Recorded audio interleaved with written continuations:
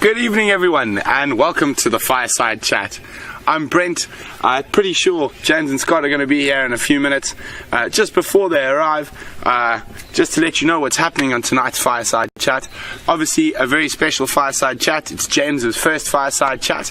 Also, it's a very special Fireside Chat. Well, lots of smoke, sorry.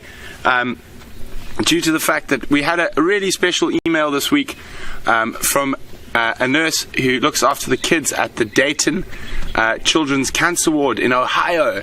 So hi, and a special welcome to all of you, and we're going to have a special segment of the Fireside Chat just for you guys a little bit later. But other than that, we're going to start off welcoming James. We're going to chat a little bit about the highlights that we've had over the last week or so, and then we're going to move into the last bit and a nice little special segment for all those kids there. And I think I hear the vehicle, and here they come. So here comes James and Scott, right on time. So apparently those Nkahuma Pride have laid down. They definitely showed interest in something for quite a while, but I'm secretly a little happy they didn't do anything while I wasn't there. But unfortunately they didn't hunt further. They're probably, being lazy lions, are going to sleep for a little bit before they go anywhere on and carry on hunting. But I'm sure they're going to continue to hunt tonight. Unfortunately for us, they are quite close to our northern boundary, so fingers crossed that they decide to cut in the opposite direction rather than disappearing north again. And that's where they've been for the last while. They even crossed north out of the Sabi Sands into the Manyeleti, where they were for a while, and that's why we haven't seen them for a couple of days. So hopefully they decide to hang around a bit longer this time. Oh, lots of smoke tonight, but there we go, the fire's going a bit better now. That should help control the smoke. Oh, or maybe not. But so Scott and James are going to be joining us shortly, and please join me in welcoming James. Obviously I've known James a little bit longer than everyone else, so I'm always excited to have a friend working with us. Quite nice that most of us now have known each other from beforehand, and we are starting to build. And here comes the man himself. Hello. Hey, James, welcome to your first Fireside Chat. Thank you very much. Hello, everyone. Here we go. We weren't too far away from you. Shall I take it out now? No, I think we can leave it for a little bit. Build a bit of suspense. Some suspense. So, James, how's your first week been? My first 2 weeks has been, it's been, well, yes, week and a bit, 10 days. It's been fascinating, I must say. It's been very different from taking a game drive full of 8 people in the back of your Land Rover. Sort of 4,000 or 5,000 on the back of your Land Rover is a slightly more intimidating affair, but I've enjoyed it very much. We've seen some amazing stuff this week. My first day we saw a pride of lions, the same ones we've just been looking at, and a big pack of wild dogs that came running through it. And the most spectacular part of that sighting, of course, was watching the big male wild dog standing, I think she may have been a female actually, standing on top of the termite mound and barking almost like a domestic dog as the lions went past. And I mean, what a privilege on your first day to experience something like that. No, what a great start. I mean, I'm going to say I also started on wild dogs on my first day. Yeah. So. But James, I'm sure the viewers are really interested to know a little bit more about your past guiding experiences, where you've worked before joining us here at Wild Earth. My past guiding experiences were, shall we welcome Scott into the circle? You see him hiding in the corner there? Earpiece and everything sorted out. How are you doing, Brent? Welcome. Hello, sir. Hello, everyone. How are you doing? My previous guiding experience extended to I've been in the area for 8 to 10 years around here. I started just north of here, about 50 kilometers on a reserve called Ngala, which is in the Timbavati and part of the Greater Kruger National Park as well. I spent 5 years there, 2.5 years as a sort of full-time guide, and the rest as a head ranger and trainer of guides. And that was mainly because I really enjoyed getting into the nitty-gritty of the bush. So what's so great about interacting with people on a continuous basis like we are now is that we get to not answer the same questions, not that the new questions aren't great to get, but we also get to go into some of the more interesting details over the course of the time that we spend with you. Then I spent 2 years just down the way there at a place called Londolozi, where I worked. I actually spent 3 years in total there, where I did a little bit of guiding, but mainly it was training, and then a lot of research in the communities outside the reserve, because people in parks in Africa is often a contested space where poverty-stricken people live outside these game reserves, and there are often conflicts that need to be mitigated, and a lot of my research was based around those conflicts and the conditions that people live in outside these areas. And other than that, I've spent 2 years working for a wildlife film company. I starred in an entirely forgettable children's wildlife show once called Get Bushwise, based on some superb books, and it was superbly produced, in my opinion, and I was the guide on that show, and that was my first sort of experience in front of camera, and I enjoyed it very much indeed. And then I spent 4 years, believe it or not, in Johannesburg, where my soul halved in size because of the general climate of Johannesburg, of anger and aggression. And while I was there, I was writing books and teaching the guitar in order to keep myself in peanut butter and sugar-free foods. Yes, so that's basically what I've done. Now, the guitaring people will hopefully see a little bit later, as yes, part of the plan is for James to perform a song later on the show, so that you'll see all about shortly. But the books you wrote, a little bit more on that? There was a question earlier. I've been part of 3 books. The first one I co-wrote with some other wonderful guides. Firstly, a chap called Chris Roach, who was my original trainer, magnificent naturalist, works for and pretty much runs the ecology side of a company called Wilderness Safaris, which is a huge safari operator now. Then Megan Emmett, who's written various books on nature, and a chap called Dave Hood, who lives in the Eastern Cape now, and he's just completed a tracking app. So some fairly eminent naturalists. And our book was called Whatever You Do, Don't Run. There was a question earlier about a chap called Peter Allison, who also works for Wilderness Safaris. He also wrote a book called Whatever You Do, Don't Run. We were entirely separately doing it. Ours came out first, of course.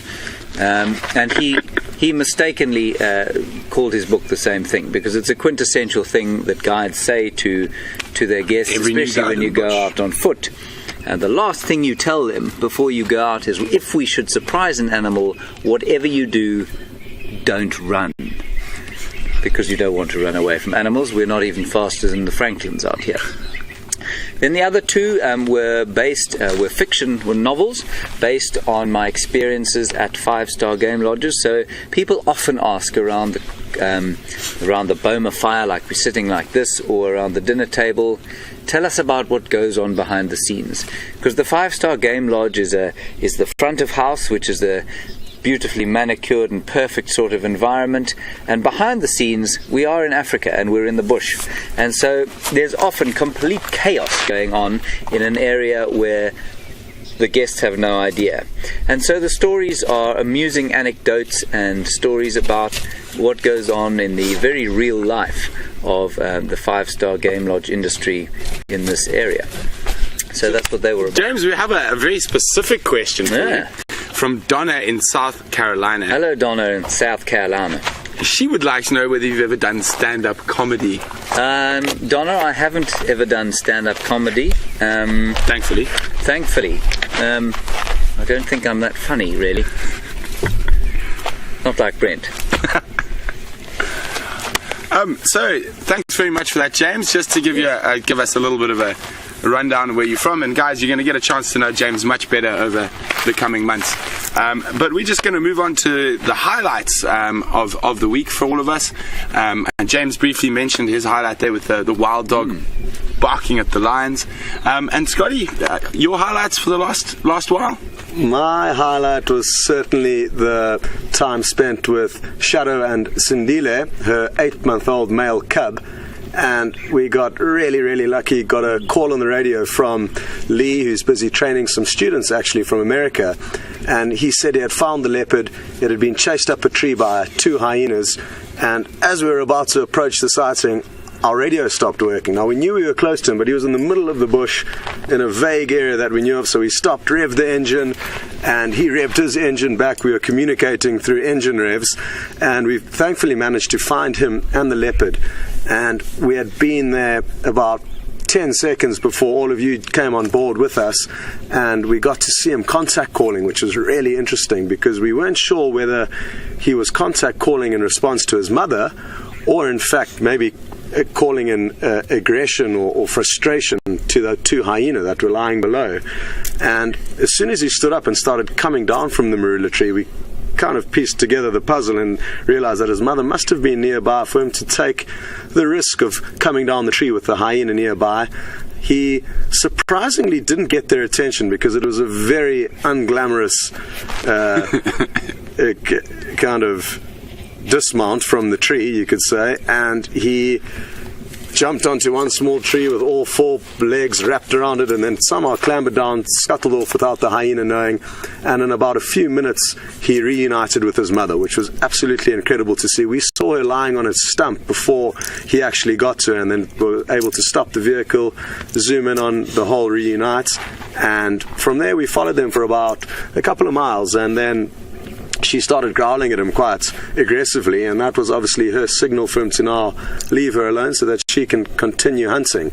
Now, in that period of time where they were on the move, they were really playful, and we got to see some incredible interaction, which we would actually like to show you. There will be a very short highlight of the mother and the cub playing around. There's no audio on the clip, but the footage you see is really great. So in the next few seconds, enjoy the clip, and we will see you afterwards.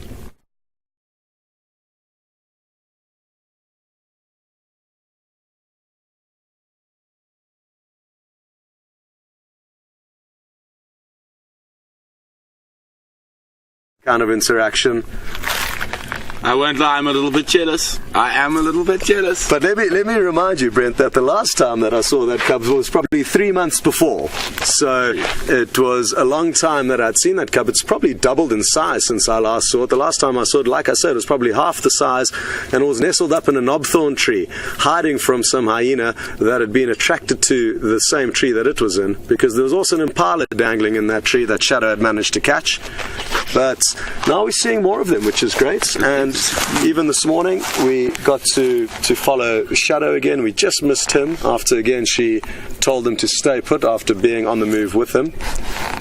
But yeah, that's certainly been my highlight. And speaking of jealousy, Brent, while I was on leave, was the first presenter in 7 months to find a serval. Well, I was very, very lucky. We were actually looking for Shadow that day. We were in Arathusa. Brian and I were just moseying along. We weren't even live. And then all of a sudden we just saw this very small cat jump up and disappear, and I was like, oh, it's a serval, and I get on the radio and I got hold of Nikki, quickly, we need to see the serval before it disappears. And fortunately it was actually quite relaxed, and it was a young serval. It wasn't an adult serval. I'd probably say sub-adult, and I've been back about 8 times to that exact same area to look for it, but no luck so far. But yeah, really, really exciting. I think the only other serval that's been seen on Wild Earth was killed by Shadow. Exactly. It's very unpleasant of Shadow to have killed the serval. But no, it's been a bit slow this last week or so. So it has picked up today. We've been very lucky to have 2 cat sightings this morning. But yeah, definitely has been a little bit slow. But that's the bush. It changes every day. It's been slow, but it's been, especially for somebody who's come in here for the first week, and I've been back in the city for a while, and I was up north of Palabora, which is an entirely forgettable town just north of where we are now. In fact, don't ever go there. Forget I mentioned it. But it's been wonderful to be back in the wild again, and we forget, I think. We come into these areas, and especially if we work at these high-pressure lodges where we need to find animals for people who've spent a lot of money to come out here and see what we have to offer.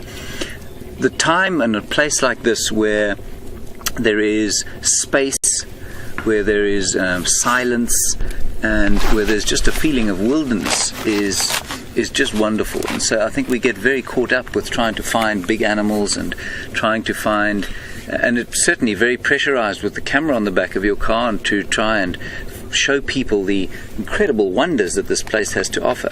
But for me, one of the great highlights of this week has been being back in a place where I can't hear any cars, and I can't hear cowbells dingling, or children crying, or dogs barking. And so I hope that you are able to pick some of that up as we go through our drives, because it's a real privilege to have that sort of thing. So we have a question. I think, Scotty, you can take this one. It's from Matthew, who's 9 years old, from the Dayton Hospital. Matthew would like to know, why did the mommy leopard leave her baby by itself? Won't he get afraid of the dark? Well, hello Matthew, and welcome to the campfire with us. You've asked a very, very good question. Now, a lot of people will wonder, why would a mother leave its young cub alone? The answer to your question, Matthew, is that they need to feed their cubs. So without going off and leaving the cub alone, they won't be able to get any food. Now, the reason why they won't be able to get any food if the cub comes along is because he's still so playful and clumsy and still needs to learn about hunting. So by him being with her, he may ruin the opportunity and chase off animals before she gets a chance to catch them.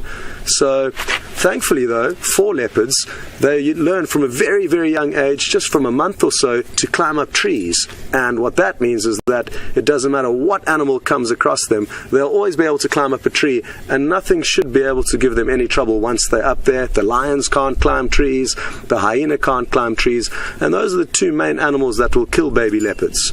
It is a very good question, and it just goes to show how clever those little cubs are and how tough and brave they are, because they do get left all alone in the scary place day and night.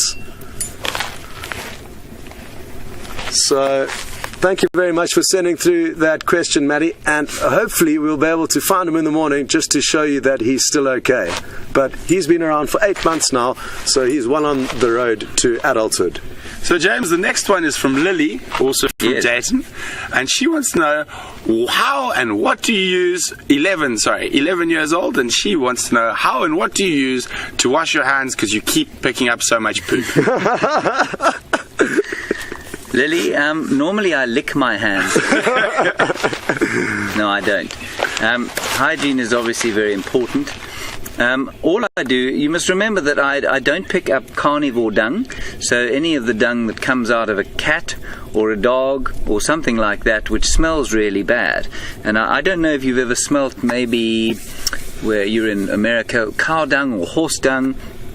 It doesn't smell great when it's fresh, but after an hour or so it doesn't smell of anything at all. And it's just grass. It's just grass or leaves and a few bacteria that come from the stomach of an animal, and we know that those bacteria don't harm us at all. It's very unlike the dung of a carnivore or even a primate like us, which dung tends to carry a lot more toxic material in it or poisonous stuff, and the dung of a herbivore is really not that poisonous. In fact, it's not poisonous at all. In fact, there's a game in South Africa which some people like to play called Bok Drol Spoeg, which basically means antelope dung spitting competition, where people will take the small pellets from something like an impala, plop them in their mouths, and then spit them. And the person who can spit them the furthest is the winner. And that just goes to show that the herbivore poo is not in fact a danger to us at all. I am quite careful though when I have fiddled with the stuff not to put my hands in my mouth, although it wouldn't be a problem if I did. I hope that answers your question. Okay, well, we've just got another question through from Gail in Calgary. Good evening, Gail, and welcome on board. This one, I think Brent needs to answer because it's his fault that we're not finding K and Q, Quarantine and Kunyuma. two leopard brothers. What are your thoughts on why we're not seeing them as much anymore?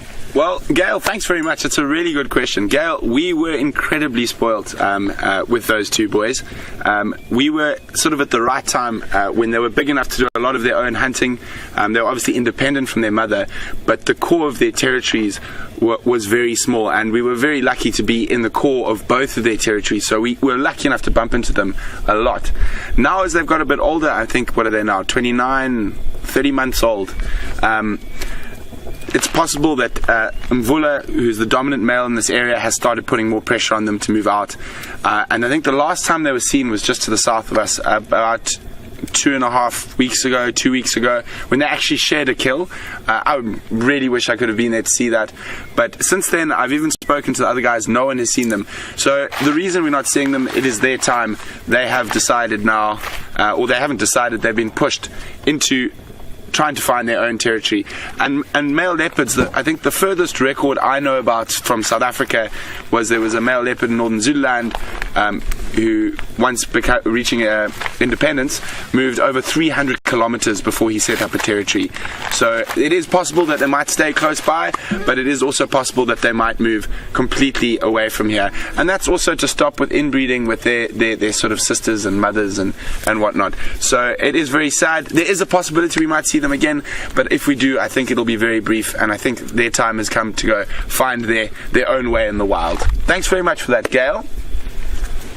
I personally think we will see them again. Though. We have an argument about this. We have a discussion. I don't think it's time to say goodbye to them yet, because we have had tracks of what look to be young male leopard. It's getting difficult now because their feet are getting just as big as dominant males would be, just in there and thereabouts. But I still think there have been tracks of them lurking through our property. We just haven't been lucky enough to find them. Could be Bahuti.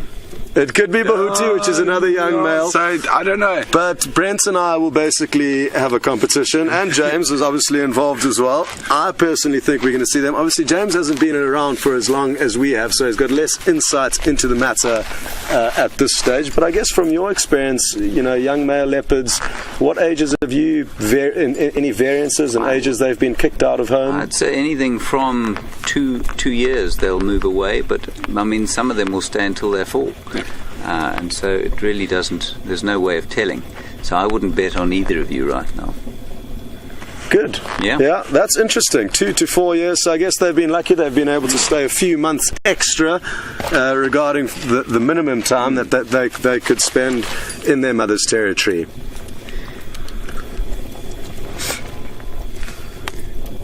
So I just wanted to add one more thing about that question about the darkness of the leopards and leaving the cub. I think it was to Matthew. Yeah. Matthew, you must remember that the cats here are able to see far better than we can at night time. So what looks like darkness to you and me is actually more probably like a dim twilight, or that sort of time of the day when the sun's just gone down. That's what it looks like to them.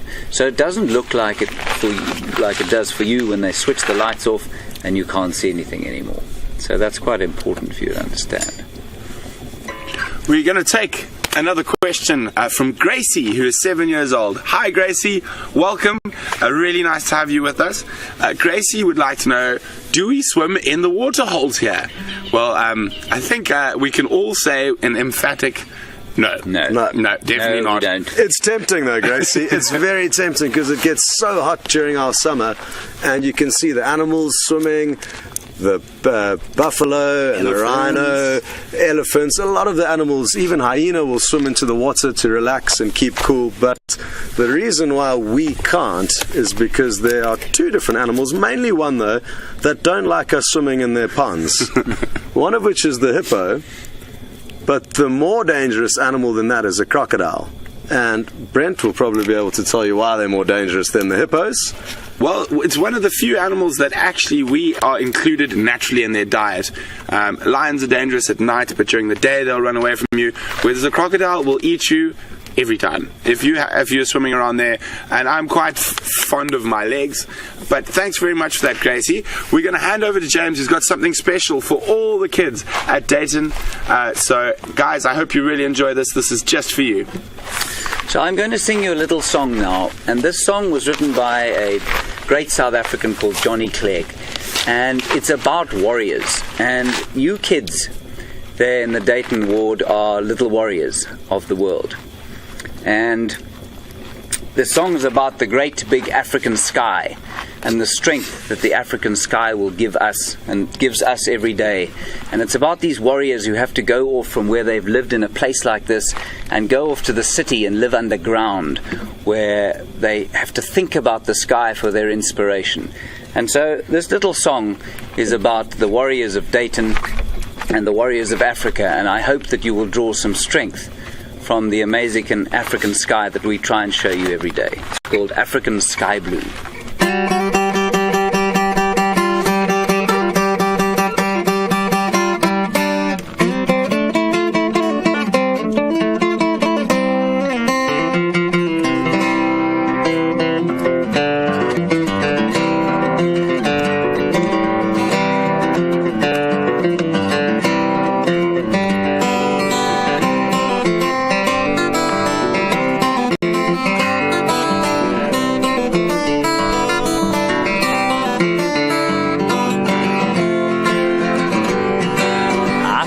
Sky blue, your children wait for the dawn. African sky blue, soon a new day will be born. African sky blue, African sky blue, will you bless my life? Oh, will you bless my life? Oh, will you bless my life? African sunshine, soon you will warm your children's eyes. The African river water will dance and leap in your morning light. African sunshine, African river water, will you bless my life? Oh, will you bless my life? Oh, will you bless my life? Oh, will you bless my life? Oh, what can I know? What can I dream? What can I sing? What will the future bring? Oh, you shine through me. What will you see me through? African sky blue, will you see me through?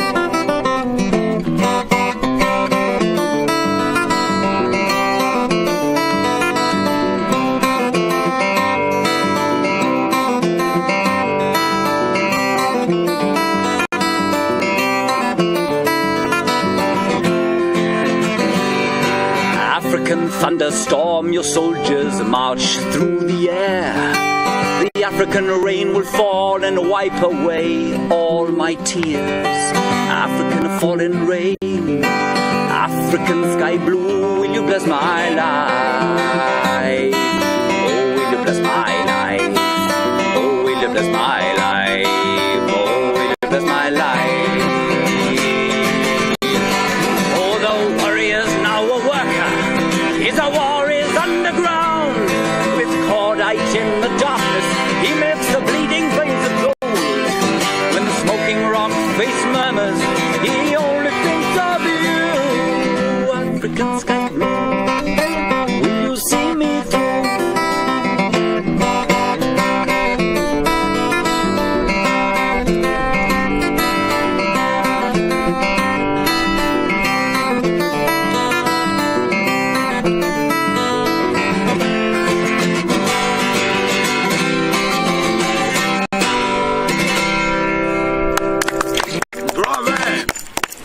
Bravo! Well done, Mr. Henry. Thank goodness James can sing, because if Scott and I started singing, you would both log off immediately. Everyone would disappear. And obviously play the guitar too. It's two things that we can't do. Thank you very much. I hope you enjoyed that. Thanks very much, James. Guys, we really are hoping and pulling through for you guys there in Dayton. Keep watching us. We really appreciate the fact that you do. It's very, very special to be able to just do something little for you guys. So thanks very much, and hope you guys keep watching. Yes, and keep sending us questions. Send us as many questions as you can, and we'll do our best to answer all of them, because it's often all your questions from people young and old, but especially youngsters, that keep us thinking. So please, everyone, send through questions, and join us on the drives, and that way we can help cater for you and craft the safari just for you guys and try and find certain animals for you. And just remember, there's no such thing as a stupid question. Any question is a good question. There are many stupid answers, of course, to questions, but there are no stupid questions. So please, anything you want to know, send them through. We'll try and answer them to the best of our ability. Now for a little bit of fun, due to some comments made earlier in the week by me, there's a request for a height comparison for the three of us. We're all sitting at the moment. It's a very fair comparison at all. You've got to show off with your guitar. We make up with our heights. So if we all stand next to each other, so we're actually all in height. There we go. There you can see James is actually the tallest out of everyone. So there we go. Very tall. It's actually kind of a perfect. It is. It's sort of we just step down. Yeah. Or step up. Yes, there we go. Okay, there we go. It's enough credit for Brent. Well, from all of us here at Wild Earth, thank you so much for joining us at the campfire tonight and also on the drive, and we all look forward to seeing you tomorrow. And thanks very much to Andrew on camera and to Nikki and Eugene in Final Control. Cheers, everyone. Hope to see you on the Sunrise Safari.